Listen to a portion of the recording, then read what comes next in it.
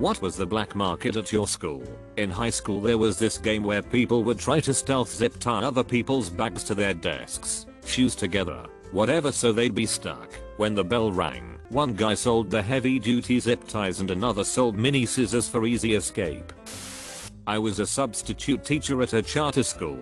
The kids and the teachers liked me, so they kept bringing me back. I noticed there was a kid who brought a huge duffel bag every class, but he was also in sports, so I didn't really think of it. One day, he shows up with a can of the drink I had every day. When he noticed I hadn't brought one, the kid was running a snack business out of his locker and the duffel bag was packed with snacks and soda. Most teachers usually shut it down in their room, but he didn't disrupt the class while I was there, and he had the Monster flavor I liked. He was the current student selling and had inherited the business from a recently graduated senior. The school had tried to shut him down at least once. The kids noticed I didn't say anything, so they paid more attention in class, knowing I'd give them a minute or two at the end to get a snack.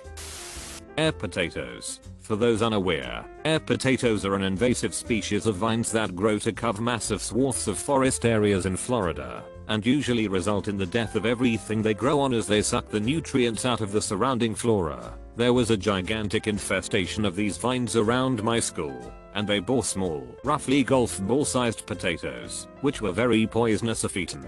Perfect size fruits for pelting your enemies on the playground. Obviously 5th graders being in possession of weaponized poisonous potatoes was frowned upon, so you had to be careful not to get caught picking them. Eventually the whole school was covered in bruises and welts from the Great War of 2003 to 2005. Finally they built a fence around the playground and a ceasefire had to be declared as all remaining ammunition began to rot. Beating kids up. In grade 8, so 13 years old, there were a few hitmen, huge bully type kids that would beat up anyone you wanted. Price started at $20. Within a few weeks it was up to $50. The hitmen were all independent, so you could pay one to beat up another. Lasted about 3 months when everyone came to school looking like hell. Soft drinks became black market in my final year, as the health department had passed guidelines about selling them in schools. One of the teachers initially was selling them from his office, but got shut down pretty quickly, so I decided to take it up. I'd get up early and drive past the supermarket on the way in, and grab a 30 pack of Coke / Fanta / Sprite etc. Then I'd sell them from my car at lunch breaks. That got shut down too, so I shift my approach. Ended up coming in early to school and dropping the cans off in various empty lockers around the school and padlocking them shut. Then at lunch I'd walk around with a bunch in my pockets and sell them, stocking up at the drop points as I continued my walk. Didn't really try to make money off it, was a bit more of a refuge to the man.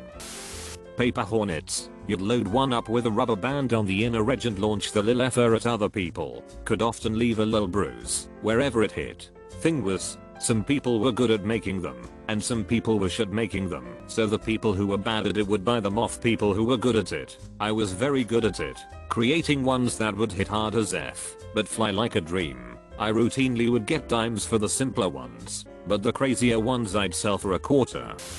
I've posted this before, but it fits perfectly here. They got rid of the soda machines at my high school, which caused the students to get really pissed. A buddy of mine bought a bunch of 12 packs of store brand sodas for $3 each and a huge cooler. He showed up the very next day after they removed the machines and charged $1 per soda. The demand was insane, and he sold out each day right when lunch started. The staff got pissed and stopped allowing him to bring the cooler. So instead, he brought a huge gym bag that he claimed he needed for PE class and filled it with sodas. He couldn't keep up with the demand, so he cut another guy in and had him carry a gym bag too. Years after he graduated, his sister attended the same high school and someone asked her if her brother was the soda guy. He had become a legend just that fast, lol.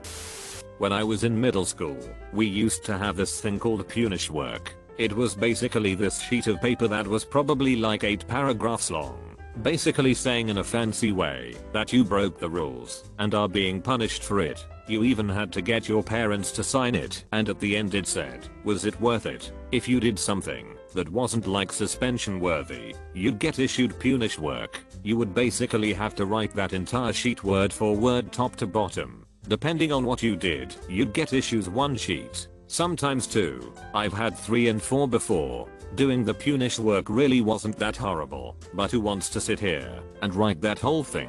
Nobody. So some of us started offering to write people's punish work for them for money. Sometimes snacks at recess or a pack of cookies at lunch. I'd charge $2 a sheet. If you didn't have $2, I wanted a snack at recess, or like I said, a pack of cookies at lunch. There was at one point when I had people specifically come to me to write their punish work for them BC they knew I was good for it. So sometimes I'd just randomly write a sheet out in my spare time to get ready for the next deal. My stepbrother at the time too. He started forging people's parents' signatures for them BC he was good at cursive writing. So that was another aspect of the black market punish work hustle. In 5th grade I smarted off to a cop at school, and my a-hole teacher made me stay inside for recess every day for like 2 weeks, and write punish work instead. At the end of those 2 weeks, I stole all my punish work sheets I'd written, and I started selling them to classmates. By the time I was in 8th grade, I had that sheet basically memorized, and at the end of the sheet,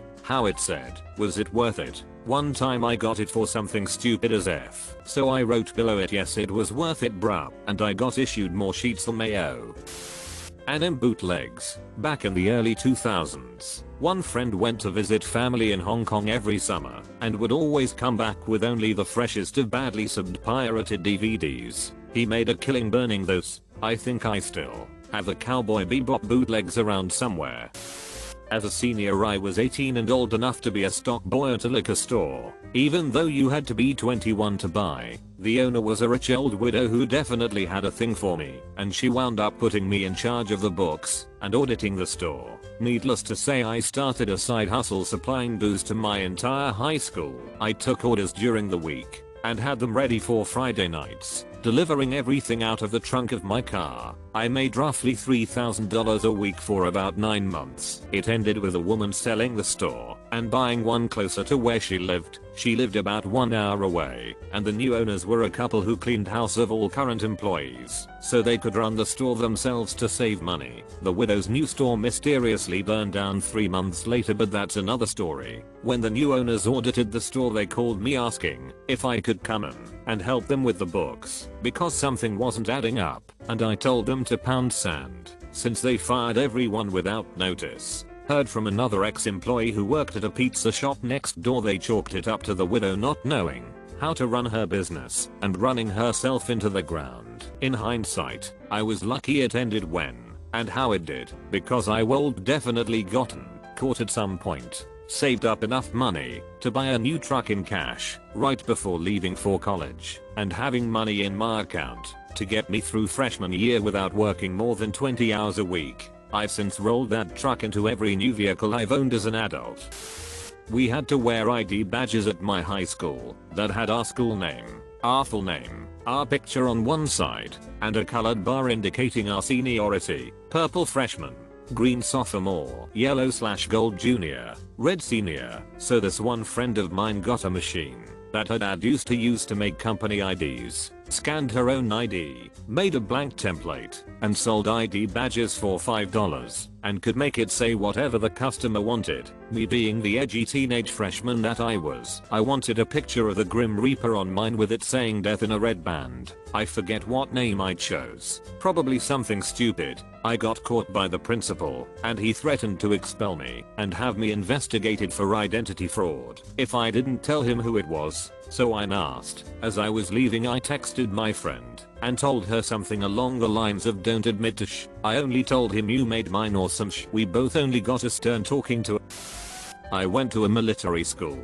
The black market was a few things: snacks, Gatorade powder, weed, and our currency was Tide Pods, because they're expensive to buy and we needed them to wash our clothes. Obviously lol. Also fights. People wanted to fight to get their anger out, or fight because they had beef. A room would host and charge admission fees, and of course paid with Tide Pods. And if you're wondering, Gatorade powder was being sold because it was the only nicely tasteful thing we had managed to get in months. Before this it was Thai food and pure water. Most of us got tired of drinking, except for during/after PT on the summer heat. So when a few guys managed to get their hands in Gatorade powder, it was like crack coke. We would just eat it raw or save it to put in our canteens, then request a new one or wash it out when we're done. Or for our cups of water in the DFAC. There was also a time these two guys broke into the DFAC one night and stole a whole lot of pudding and cookies so they can sell it to us. Forted pods. They eventually got caught later on in the program though. During class picture day actually. We also gambled with Tide Pods. It was the true currency. Sports bets or shooting dice. Also if there's a fight as well. Also shape ups. Definitely wasn't allowed. Strictly bald heads only. But if you had enough you could find a teenager with actual barber experience to shape you up with the razors that we used to shave our facial hair, which was required. You could also pay him with your nightly snack. Candy. At my elementary school, I'm already out, so my experience before leaving, which was long cause I was there for a long time. You can ask to be in front of someone in the lunch line for 2 pieces of candy. The math teacher would give us candy for being correct. And one time I had a lot of them. 2 people asked for candy and said they would be friends with me. A guy said they would let me be in front of him in the lunch line. My crush said that if I gave them candy they would talk to me. There was a guy who sold vitamin water and protein bars from his locker at a much cheaper rate than the convenience store nearby. We assumed he was able to get some sort of bulk discount and was passing the savings on to us while still making a little bit. Nope. Turns out the dude just didn't do his math right. He was buying individual cases of the products, but divided incorrectly when trying to get the unit prices, and was just selling everything at a loss.